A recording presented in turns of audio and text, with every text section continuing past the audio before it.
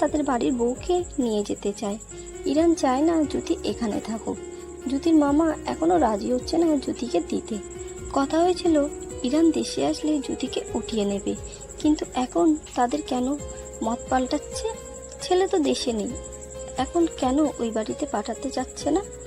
কিন্তু ওরা কিছুতেই মানতে নারাজ। জ্যোতির মামা বলেছে বাড়িতে আলাপ করে রাতে জানাবে। এখন এই নিয়েই তাদের মাঝে আলোচনা চলছে। জ্যোতির মামা চাচ্ছেন যদি বুঝিয়ে বলতে পারে ইহান আসার আগ পর্যন্ত এখানে থাকে জ্যোতি। কিন্তু জ্যোতির মামি বলেছে এখন তো আমরা জোর করতে পারি না, জ্যোতি এখন ওদের বাড়ির বউ। কিন্তু এটা তো কথা ছিল না দিনের মা। বিয়ের সময় তো কত কথাই হয়, সব কি রাখা যায়? আর ওরা যাদের বাড়ির বউকে নিয়ে যেতে চায় এখানে আমাদের জোর না করাই মনে হয় ভালো হবে। জ্যোতির মামা আর কথা বাড়ায় না, এখন না দিলেও পরে হয়তো ঝামেলা হবে। তাই তিনি বলেন ঠিক আছে, ওনারা যা চায় তাই করব। ফোন করে বলে দিচ্ছে। দিনা যেই কটা ভাত নিয়েছিল খাওয়ার জন্য তার গলা দিয়ে নামেনি। একেই তো তার জ্যোতি আপু চলে যাবে বলে কষ্ট, আর তার উপর ঈশানের সাথে কথা বলতে ইচ্ছে হলে তখন লোকটাকে একটু গলাটা শুনতেও পাবে না। খাবার আর গলা দিয়ে নামেনি, হাত ধুয়ে উঠে পড়ে। এইদিকে দিনা খাবার না খেয়ে হাত ধুয়ে উঠে যাওয়ায় ওর মা পিছন থেকে বকতে থাকে। এইসব দিন কানে তোলেনি। জ্যোতি পাথরে বসে আছে, তার মাথায় কিছুই ঢুকছে না। হুট করে বিয়ে হয়ে গেল, আবার হুট করে শ্বশুরবাড়ি যেতে হবে, কিছুই ঢুকছে না তার মাথায়। ইরানকে কিছু বলতেও পারছে না, মনটা তার খারাপ হয়ে আছে। ইরানকে এই ব্যাপারে বলতে গিয়েছিল জ্যোতি, ইরান কথা এড়িয়ে যায়, তাও জোরাজুরিতে বলেছে আমি যা বলবো তা চুপচাপ মেনে নাও জ্যোতি রানী, এ বিষয়ে কোনো কথা বলো না। আমি নিশ্চয়ই ভেবেচিন্তে তারপর কাজটা করছি। জ্যোতি আর এই বিষয়ে কথা বাড়াতে পারেনি। বিয়েটা যখন চুপচাপ করেই নিয়েছে, এখন এটাও চুপচাপ মেনে নেবে। দেখা যাক জীবন তাকে কোথায় নিয়ে যায়। জ্যোতিকে 2-1 দিন বাদেই ইরানের দাদি আর ঈশান নিতে আসে। জ্যোতির মামা অবশ্য বলেছিল পরিবার সকলকে আরো কয়েকজন নিতে আসতে। ওরা এই দুজন কেন আসলো জানা নেই। জ্যোতি অনেক কান্নাকাটি করছিল সকলকে রেখে যেতে হবে, তাও আবার সারা জীবনের জন্য। যতই হোক ছোট থেকে এই বাড়িতে সে বড় হয়েছে, সবকিছুর প্রতি মায়া পড়ে গেছে। দিনাকে ধরে কান্না করেছে, দিনাও বোনকে ধরে কাঁদছিল। ইরান তখন লাইনেই ছিল ঈশানের ফোনে। ঈশানকে কিছু একটা বলে ইরান। ইরানের কথা মতো ঈশান তার দাদির কানে কানে গিয়ে বলে। ইরানের দাদি বিচক্ষণ মতো কিছু সময় ভাবে, তারপর নিজের মুখে হাসি ফুটে ওঠে। তার নাতি লাকে একটা কি সুন্দর বউ কথা ভাবে। বউর জন্য কষ্ট কম হয়, দুঃখ কম পায়, সেই জন্য একটা সমাধান দিয়ে দিল। ইরানের দাদি জ্যোতির মামির সামনে দিনাকেও সাথে নিয়ে যাওয়ার প্রস্তাব রাখে। জ্যোতির মামা প্রথমে রাজি হয়নি, পরে ইরানের দাদি খুব করে অনুরোধ করে। জ্যোতির মামা জ্যোতির কথা ভেবে দিনাকেও জ্যোতির সাথে দিতে রাজি হয়। নিজের আপন ঠিকানা ছেড়ে, চেনা পরিচিত সবকিছু ছেড়ে পাড়ি জমায় অজানা আপন নীড়ে। যে মানুষটার বাঁধনে জোরে যাচ্ছে সেই মানুষটাও সাথে নেই। জ্যোতি গাড়িতে বসে আছে, এখন আর কাঁদছে না, তবে মন খুব খারাপ। রাস্তার দিকে তাকিয়ে আছে। এমন সময় হাতে থাকা ফোনে নোটিফিকেশন আসে মেসেজের। জ্যোতি স্ক্রিন অন করে দেখে ইরানের মেসেজ। হয়তো সাথে সকলে থাকায় কল দেয়নি, তবে জ্যোতি ইরানের প্রতি খুব রাগ হচ্ছে। এমনভাবে না নিয়ে গেলে কি চলছিল না? জ্যোতি রাগে অভিমানে ইরানের মেসেজ সিন করেও রিপ্লাই করেনি। বাড়িতে আস্তে আস্তে চারদিকে অন্ধকার হয়ে গেছে। বিকেলের পর ওরা রওনা দিয়েছে। বাড়ির চারপাশে চোখ ঘোরাতে ঘোরাতে সামনে এগোয় জ্যোতি। জ্যোতিকে দরজার সামনে দাঁড় করিয়ে তাসলিমা বানুকে ডাকতে থাকে ইরানের দাদি। তাসলিমা বানু রুম থেকে জানতে চায় কি হয়েছে। ইরানের দাদি জানায় নতুন বউ এসেছে, এসে যেন বরণ করে। উনি জানান আসতে পারবে না, কোমরে অনেক ব্যথা। জ্যোতি এতক্ষণ চুপচাপ থাকলেও এবার ইরানের দাদির কানের কাছে গিয়ে বলে, দাদি, আমার শাশুড়ি আম্মাকে আপনার থেকেও বুড়ি না? ইরানের দাদি হেসে ফেলে জ্যোতির কথার ধরনে। যদিও তাসলিমা বানু করার কাজে মনে মনে প্রচণ্ড রেখে যায়, তাও নিজেকে সামলে উনি জ্যোতিকে বরণ করে ঘরে তোলে।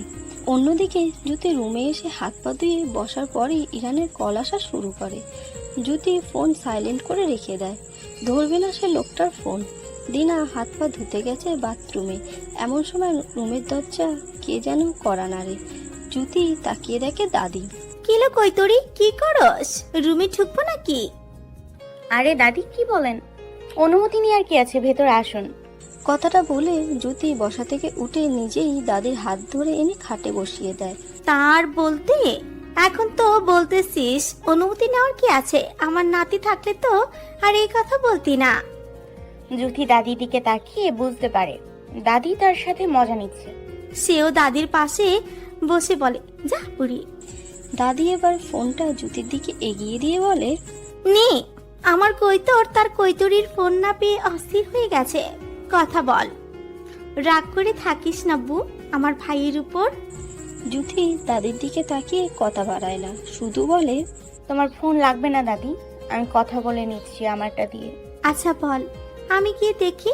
রাত তো অনেক হতে চললো, খেতে হবে। বলেই তিনি বেরিয়ে যান। জ্যোতি নিজের ফোনের দিকে কল লাগায় ইরানকে। জ্যোতি কিছু বলার আগে ইরান কল রিসিভ করে বলে ওঠে, আমার উপর কি আমার জ্যোতি রানী খুব বেশি রেগে আছে? জ্যোতি ফোন কানে দিয়ে নিশ্চুপ হয়ে বসে আছে। কথা বলবেন আমার সাথে? খুব আদুরে ভঙ্গিতে বলে ইরান। জ্যোতি আর অভিমান করে থাকতে পারে না। যতই কিছু হোক, ইরানের আদুরে গলা শুনে সব হাওয়ায় উড়ে যায়। আপনি খুব খুব বাজে, এখানে আপনাকে ছাড়া আমি করবোটা কি? খুব শীঘ্রই তোমার বর তোমার সামনে হাজির হবে। মজা করছেন আমার সাথে, তাই না? হুম, আর মাত্র কয়েকটা দিন অপেক্ষা করো। মান অভিমান শেষ করে আরো কিছুটা সময় কথা বলে দুইজন। তারপর জ্যোতিকে দাদি নিজে এসে নিয়ে যায় খাবারের জন্য। জ্যোতির মামি খাবার দিয়ে দিয়েছে, ওইগুলো গরম করছে খাবার জন্য। সকলেই খেতে বসে। এমন সময় তাসলিমা বানু এসে উপস্থিত হয়ে খেতে। ভেবেছিল খাবে না, জ্যোতিকে বাড়িতে আনায় রেগে আছে, কিন্তু খাবারের গন্ধে রুমে আর থাকতে পারেনি, তাই এসে পড়েছে খাবার জন্য তাড়াতাড়ি। নিজের প্লেটে সকলের আগে খাবার তুলে নেয়। জ্যোতি সবই লক্ষ্য করে, এটাও বুঝতে পারে এই মহিলা ইচ্ছা করে নাটক করেছে কোমর ব্যথা, আর না হলে হুট করে কি করে ভালো হয়ে গেল। জ্যোতি আর নিজের মুখ সামলাতে পারেনি, মুখ দিয়ে বেরিয়ে আসে, শাশুড়ি আম্মা, আপনারা কোমর ব্যথা, এইসব মাংস খেলে আরো বাড়বে। আর এভাবে আসলেন কেন? এত দৌড়োদৌড়ি করলে তো কোমরের থেকে জোড়াই খুলে যাবে। জ্যোতির কথা শুনে সকলেই মিটমিটিয়ে হাসে। তাসলিমা বানু জ্যোতির দিকে খাইয়া ফেলুন টাইপ করে তাকায়, কিন্তু এ কি, মেয়েটা নিঃসংকোচে কি সুন্দর খাচ্ছে, মনে হচ্ছে কিছুই হয়নি, কিছু বলেও নি। এবার সকলের দিকে তাকায়, কত বড় সাহস এদের, একদিন হয়নি উড়ে এসে জুড়ে বসা মেয়ের কথায় হাসছে এরা। তাকিয়ে দেখে তার ছেলের বউ লিমাও হাসছে আর মুখে খাবার দিচ্ছে। লিমা মুখে খাবার দিতে দিতেই শাশুড়ির দিকে চোখ যায়, তার দিকে কটমট দৃষ্টিতে তাকিয়ে আছে। মুহূর্তের মাঝে লিমার মুখের হাসি বিলীন হয়ে যায়, তাড়াতাড়ি চোখ সরিয়ে নিয়ে নিজের খাওয়ায় মন দেয়। সকলেই চুপচাপ খাচ্ছে। জ্যোতির এক পাশে দাদি আর অন্য পাশে দিনা বসেছে, দিনার সামনে আবার ঈশান বসেছে। খাবার মাঝে দুজনের চোখে চোখে হাজারো কথা হয়ে যায়। খাওয়া দাওয়া শেষ করে সকলেই বসার ঘরে গিয়ে বসে। তাসলিমা বানু হাত ধুতে ধুতে বলে ওঠে, এটা কোনো রান্না হলো? না দিয়েছে ভালো করে তেল মশলা, স্বাদ হয়নি একটিও। তাও কম খাওনি বৌমা, সকলের চেয়ে মাংস মাছ তুমিই বেশি পরিমাণে নিয়ে খেয়েছো। শুধু শুধু বদনাম কেন করছো? আমাদের সকলের কাছেই খাবার খুব ভালো লেগেছে, আর তোমার খাওয়ার ধরন দেখে মানুষ না খেয়েও বলে দিতে পারবে খাবার কেমন হয়েছে। কথাগুলো ইরানের দাদি তাসলিমা বানুকে উদ্দেশ্য করে বলে। তাসলিমা বানু থতমত খেয়ে যায়, তাও বলে ওঠে, থাক হয়েছে, আপনাকে আর এই মেয়ের মামার বাড়ির হয়ে ঢাকঢোল পিটাতে হবে না। শাশুড়ি আম্মা, আপনার রান্না অনেক সুস্বাদু, তাই না? আমারও মামার বাড়ির রান্না খেতে খেতে আর ভালো লাগছিল না, বুঝলেন? এখন থেকে আপনার হাতের মজাদার খাবার খেতে পারবো সব সময়। ভাবতেই তো আমার মনে আনন্দ লাগছে। প্রতিদিন কিন্তু আপনার হাতে সুস্বাদু খাবার খাবো শাশুড়ি মা। আমি কেন তোমার রান্না করে খাওয়াবো মেয়ে? আমাকে কি তোমার রাঁধুনি মনে হয়? এ মা, ছি ছি, এসব কি কথা শাশুড়ি মা? রাঁধুনি কেন মনে হবে? তাহলে বলছো কেন রান্না করে খাওয়ার কথা? রান্না তো তুমি করে খাওয়াবে। আমার রান্না আপনার মুখে যাবে? বদহজম হয়ে যাবে শাশুড়ি আম্মা। একটু আগে যে খেয়ে বললেন রান্না ভালো হয়নি, ওইগুলো আমার মামি রান্না করেছে। আর আমি তো সব রান্না আমার মামির থেকেই শিখেছি, তাই আমার রান্না তো ওই রকমই হবে। তাসলিমা বানু বলে ওঠে, বাড়িতে পা না রাখতে রাখতে বড়দের মুখে মুখে কথা বলছো মেয়ে। আর আপনি দেখতে পাচ্ছেন না আমার সাথে এই মেয়ে কিভাবে কথা বলছে? আমি যে শাশুড়ি হই এটা তার মাথায় আছে? এই শিক্ষা দিয়েছে এই মেয়ের পরিবার শাশুড়ির মুখে মুখে কথা বলে? কথাগুলো ইরহানের দাদিকে উদ্দেশ্য করে বলে তাসলিমা বানু। তাহলে তো বলতেই হয় তোমার পরিবারও তোমায় ভালো শিক্ষা দেয়নি তাসলিমা। আমার সাথে তুমি কবে ভালো ব্যবহার করেছ? সবসময় তুচ্ছ তাচ্ছিল্য করে গেছো। মনে আছে কবে আম্মা বলে ডেকেছো? আপনাকে যেটুকু সম্মান দেয় এই অনেক, বেশি কিছু আশা করেন কোন মুখে? ভুলে যাবেন না আপনি আমার আপন শাশুড়ি নন, সৎ শাশুড়ি। তাহলে তুমি আমার বড় নাত বউয়ের থেকে বেশি সম্মান আশা করো কোন মুখে? তুমিও ভুলেছিও না তুমি তার আপন শাশুড়ি নও, সৎ শাশুড়ি। নাত বউ, তোর বোনকে নিয়ে ঘরে যা, অনেক রাত হয়ে গেছে। এমনিতেই সারাদিন তোর উপর দিয়ে অনেক ধকল গেছে, গিয়ে ঘুমিয়ে পড়। জ্যোতি দাদি শাশুড়ির কথা মতো মাথা নাড়িয়ে সম্মতি দিয়ে দিনাকে নিয়ে চলে যায় ইরহানের রুমে। দিনাকে ঈশানকে নিয়ে ওদের গ্রামের কয়েক জায়গা ঘুরেছে। 2 দিন দুইজন মিলে চুটিয়ে প্রেম করেছে। হাসি খুনসুটিতে মেটেছিল দুইজন। 2 দিন পরে দিনা চলে যায়, ওর বাবা এসে নিয়ে যায়। দিনা স্কুল খোলা তাই বেশি দিন থাকতে পারেনি। ঈশানের মন খারাপ ছিল দিনা চলে যাওয়ার সময়। দিনাও যে মন ভালো ছিল তা নয়। ঈশান একটা বাটন ফোন কিনে দিতে চেয়েছিল দিনাকে কথা বলার জন্য। সব সময় তো দেখা করা সম্ভব হয় না, কিন্তু দিনা না করে দেয়। তার খুব ভয় হয়, বাড়িতে জানলে সব শেষ। ঈশান আর তেমন জোর করতে পারেনি। দিনা অবশ্য বলেছে বাবাকে বলে একটা ফোন কেনার চেষ্টা করবে। এই কয়েকদিন না হয় একটু কষ্ট করলো। গরমকাল চলে এসেছে, প্রচুর পরিমাণে গরম পড়েছে। বৃষ্টি হলে বোধহয় ভালো হতো, কিন্তু বৃষ্টির দেখা নেই। রোদের তাপমাত্রা প্রখর, বাইরে বেশি সময় থাকার মতো না। একটু বাতাসও নেই, খাল বিল শুকিয়ে গেছে। একই গরমে অতিষ্ঠ, তার উপর আবার আরেক ঝামেলা, বৃষ্টি হচ্ছে। ইমনের রুমের পাখা নষ্ট হয়ে গেছে। তার হাতে এখন টাকা নেই যে নতুন পাখা আনবে। কি যেন সমস্যা হয়েছে, ঠিক করতে পারছে না ইমন। লোক লাগিয়ে ঠিক করতে হবে। এখন অসময়ে লোক পাওয়াও যাবে না ঠিক করার জন্য। এই গরমে পাখা ছাড়া কিছুতেই থাকা যাবে না। লিমা তো প্রায় কেঁদেই দেয়। ইমন কোনো উপায় না পেয়ে মায়ের কাছে যায়। তাসলিমা বানু বিছানায় বসেছিল। ইমন গিয়ে জানায় তার রুমের পাখা নষ্ট হয়ে গেছে, পাখা ছাড়া থাকা অসম্ভব। তাসলিমা বানু কিছু সময় নিয়ে কিছু একটা ভাবে, তারপর বিছানা থেকে নেমে উঠে এসে বলে, আয় আমার সাথে। ইমন মায়ের পিছে পিছে যেতে থাকে। ইমন তাসলিমা বানুকে ইরহানের রুমের দিকে যেতে প্রশ্ন করে, ওইদিকে যাচ্ছ কেন মা? এই রুমের পাখা নিয়ে তোদের রুমে লাগিয়ে নে। কিন্তু মা, এখনো তো ইরানের বউ থাকে। তো কি হয়েছে, চুপচাপ নিয়ে লাগা। ইমন আর কথা বাড়ায় না, আর পাকা পেলেই হবে, এত কিছু ভেবে কাজ নেই। মা যখন বলেছে আর কি ভাববে, মাই তো সব সামলে নেবে। ইমন ইরহানের রুমে পাকা খুলতে থাকে। জ্যোতি তখন দাদির রুমে বসে গল্প করছে। গল্প শেষে রুমে এসে পড়ে জ্যোতি। খাওয়া দাওয়া আগেই হয়ে গেছে, এখন চিন্তা করলো একটু ঘুমিয়ে নেওয়া যাক। অনেক রাত পর্যন্ত আবার ইরহানের সাথে কথা বলতে হয়। ইরহান এখন কাজে আছে। রুমে ঢুকে পাখার সুইচ টিপে বিছানার কাছে এগিয়ে দেখলো পাখা চলছে না।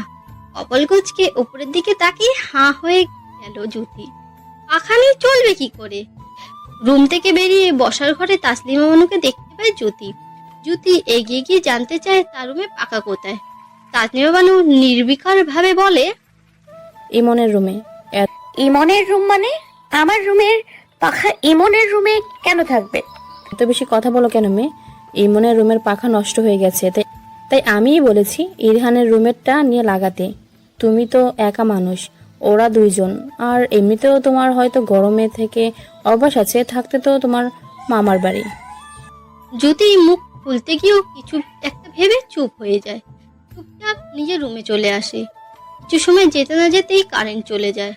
সকলে হাই হাই করতে থাকে, বিশেষ করে তাসলিমা বানু আর রিমা। ওরা 2 জনই যথেষ্ট স্বাস্থ্যবান। কিছু সময় পর পর পানি খাচ্ছে আর পায়চারি করছে। জ্যোতি হাতের পাকাটা নিয়ে দাদির রুমে চলে আসে। আজ এখানেই থাকবে, বয়স্ক মানুষ গরম আর সহ্য করতে পারবে না। কিন্তু এসে দেখে দাদি নিশ্চিন্ত হয়ে ঘুমিয়ে আছে। জ্যোতিও শুয়ে পড়ে পাশে, হাতের দিকে তাকিয়ে বাঁকা হাসে। এবার বোঝো কেমন লাগে। বুঝতেও পারে না ওরা কারেন্ট না থাকার আসল কারণ। ওর এমনিতেও 11টার উপর বাজে, আশেপাশে কেউ সজাগ নেই। বাতি নিভিয়ে ঘুমের দেশে পাড়ি জমিয়েছে আরো অনেক আগে। জ্যোতি মনে মনে হাসে শোয়ার পরে। দাদির মতো ওরও ঘুমিয়ে গেলেও গরম কি ঠান্ডা খবর থাকে না। এমনটা করতো না, ভালোভাবে বুঝিয়ে বললে জ্যোতি দাদির সাথে এসে শুয়ে থাকতো, কিন্তু তা তো তারা করেনি। এইবার বুঝুক, যেমন কুকুর তেমন মুগুর। দিনা স্কুল ব্যাগ কাঁধে নিয়ে হেলে দুলে বাসায় প্রবেশ করে। চোখ ঘুরিয়ে দেখতে পায় মা রান্নাঘরে আর বাবা বারান্দার চেয়ারে বসে আছে। চুপচাপ নিজের রুমে যেতে থাকে। এর মধ্যে তার বাবা ডেকে ওঠে। দিনা আর তার বাবার গম্ভীর কণ্ঠ কেঁপে ওঠে। কণ্ঠে কিছু একটা ছিল। তার বাবা রেগে গেলেই মূলত এমন গম্ভীর কণ্ঠে কথা বলে। দিনাকে ওনার পাশে যাওয়ার জন্য ডাকছে। দিনাও গুটি গুটি পায়ে বাবার কাছে এগিয়ে যায়। দিনার মা ততক্ষণে পাশে এসে দাঁড়িয়েছে। দিনা মায়ের দিকে এক পলক তাকায়। তার মাও কপাল কুঁচকে তাকিয়েছে তার দিকে। জি বাবা। কাপা কাপা গলায় বলে ওঠে দিনা। তা আম্মাজান, পড়াশোনা কেমন চলছে? বাবা ভালো। স্কুলে গিয়েছিলেন? দিনা মাথা নাড়ে। তো আম্মাজান, আপনার স্যার তো আমাকে ফোন দিয়ে বললেন আপনি স্কুলে যাননি। বাবার কথা শুনে কলিজা মোচড় দিয়ে ওঠে দিনার। হাত পা কাঁপাকাঁপি শুরু হয়ে গেছে। পাশ থেকে দিনার মা ধাক্কা দিয়ে বলে ওঠে, কিরে কথা বলছিস না কেন? দিনা আবার কেঁদেই দেয়। আসলে বাবা আমি আমার বান্ধবীর বাড়িতে গিয়েছিলাম। ভেতরে তার উৎকণ্ঠা, ভয়ে গলা শুকিয়ে কাঠ। ঢুক গিলতেও কষ্ট হচ্ছে যেন। মেরে ফেলবেই যদি ওরা ঈশানের কথা জানতে পারলে। হাত পা এমন ভাবে কাঁপছে, মনে হচ্ছে যেন এক্ষুনি লুটিয়ে পড়বে মাটিতে। যদি ওরা ওর বান্ধবীর কাছে খোঁজ নেয় তাহলে তো সব শেষ। সে তো স্কুল ফাঁকি দিয়ে বান্ধবীর বাড়িতে যায়নি, ঈশানের সাথে ঘুরতে গিয়েছিল। দিনার মা দিনাকে মিথ্যে কথা বলার জন্য মারতে নিবে তার আগেই দিনার বাবা থামিয়ে দেয়। কি করছো কি দিনার মা? যা দিনা ঘরে যা, ভবিষ্যতে যেন এমন আর না হয়, ঠিক আছে মা? দিনার মাথায় হাত বুলিয়ে বলেন তিনি। দিনা মাথা নাড়িয়ে সম্মতি জানায়। মনে মনে আল্লাহ আল্লাহ করছিল। বাবার কথা শুনে দৌড়ে রুমে চলে যায়। জ্যোতি এই বাড়ির লোকজনকে কেমন যেন লাগে। দাদিকে ছাড়া একটাকেও সুবিধার মনে হয় না। এমন অদ্ভুত পরিবার জ্যোতি আর একটাও দেখেনি। সবগুলোকে কেমন স্বার্থপর মনে হয়। এই পরিবার ইরান কিভাবে ছিল ভেবে পায় না জ্যোতি। কোথায় এসে পড়লো মনে মনে ভাবতে থাকে জ্যোতি। ছোটবেলা থেকে মামা মামির কাছে বড় হয়েছে। ভেবেছিল বিয়ের পর নিজের একটা পরিবার পাবে, মায়ের মতো শাশুড়ি পাবে। শাশুড়ি হায়, এই মহিলা মা হওয়ারই যোগ্য নয়। জ্যোতির ভাবনার মাঝেই জ্যোতির ফোন বেজে ওঠে। সবকিছুর মধ্যে এইটা একটা প্রশান্তি। তার মানুষটা ফোন হাতে নিয়ে কল রিসিভ করে। হ্যালো, আসসালামু আলাইকুম। ওয়ালাইকুম আসসালাম জ্যোতি রানী। কেমন আছেন? এত সময় কেমন ছিলাম জানি না, তবে আমার জ্যোতি রানীর সাথে কথা বলে ভালো হয়ে গেছে। তুমি কেমন আছো? আলহামদুলিল্লাহ। কি করো? বসে আছি, কিন্তু ভালো লাগছে না আমার। আপনি কবে আসবেন বলুন তো? কথাটা বলতে বলতে জ্যোতির গলাটা ধরে আসে। আমার ক্ষমতা থাকলে বিশ্বাস করো জ্যোতি রানী, এই মুহূর্তে তোমার কাছে আমি এক ছুটে চলে যেতাম। তবে চিন্তা করো না, খুব শীঘ্রই আসতে চলেছি। সেই আশাতেই আছি আমি। মাত্র আর কয়েকটা দিন বউ, তারপর অপেক্ষার অবসান ঘটবে। তোমার টাকা লাগলে বা অন্য কিছু লাগলে আমাকে বলবে, নয়তো দাদিকে, ঠিক আছে? এখন আমার কিছুই লাগবে না, টাকা আছে আমার কাছে। জ্যোতি ইরানকে আর কিছু বলতে যাবে তার আগেই দরজার মধ্যে কেউ টোকা দেয়। জ্যোতি জানতে চায় কে। বড় বৌমা, আমি তোমার শ্বশুর। জ্যোতি বেশ অবাক হয়ে যায়। কয়েকদিন তো হয়ে গেল এই বাড়িতে এসেছে, লোকটা ভালো করে দু একটা কথাও বলেনি। জ্যোতি ইরানকে একটু পরে কল দেওয়ার কথা বলে কল কেটে দেয়। তারপর বসার থেকে উঠে দাঁড়ায়। ভেতরে আসুন আব্বা। ইরানের বাবা ভেতরে ঢুকে জ্যোতির দিকে তাকিয়ে একটা হাসি দেয়। জ্যোতিও ওনার দিকে তাকিয়ে হাসার চেষ্টা করে। একটু দূরে সরে দাঁড়িয়ে বলে, বস। হ্যালো বন্ধুরা, পরবর্তী পার্ট খুব তাড়াতাড়ি আসবে, তো সবাই অপেক্ষায় থাকো। আর চ্যানেলটি যারা এখনো সাবস্ক্রাইব করোনি তারা পরবর্তী পার্ট দেখার জন্য চ্যানেলটি সাবস্ক্রাইব করে রেখো। ধন্যবাদ সবাইকে, আমাদের সাথেই থেকো।